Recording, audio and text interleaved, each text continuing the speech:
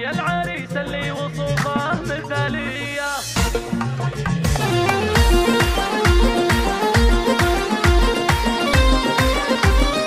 فرحة أيامك عسى الله يهنيها.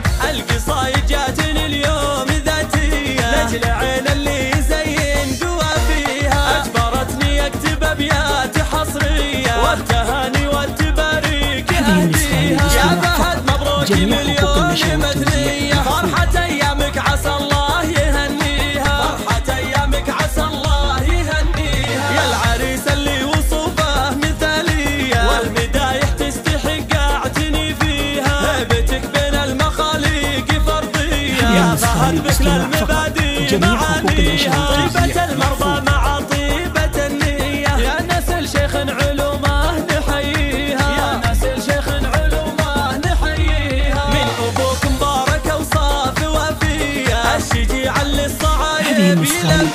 بارك اللي له مواقف بطولية، والكرم له كف محد يساويها، والكرم له كف محد يساويها. ولك عمام الطيب قوم سنافية، سيرة العرجان يا حي طرية، والخوال العزوة بساعة الهية، المعتقة هالأمجاد أهليها. يا فهد جعل الحياة دوم مكسية، بالسعادة والفرح دوم يرويها، بالسعادة والفرح دوم يرويها.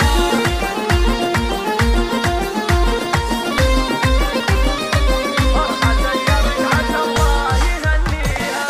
القصايد جاتني اليوم ذاتية لأجل عين اللي يزين قوى فيها، أجبرتني أكتب أبيات حصرية والتهاني والتباريك أهديها. يا فهد مبروك مليون مثنية، فرحة أيامك عسى الله يهنيها، فرحة أيامك عسى الله يهنيها. يا العريس اللي وصوفه مثالية والمدايح تستحق أعتني فيها، هيبتك بين المخاليق فرضية. يا فهد مثل المبادئ معانيها، طيبة المرضى مع طيبة النية. يا نسل شيخ علومه نحييها، يا نسل شيخ علومه نحييها. من أبوك مبارك أوصاف وفية، الشجيع اللي الصعايب يلبيها. بارك اللي له مواقف بطولية، والكرم له كف محد يساويها، والكرم له كف محد يساويها. ولك عمام الطيب قوم سنافية، سيرة العرجان يا حي طرية، والخوال العزوة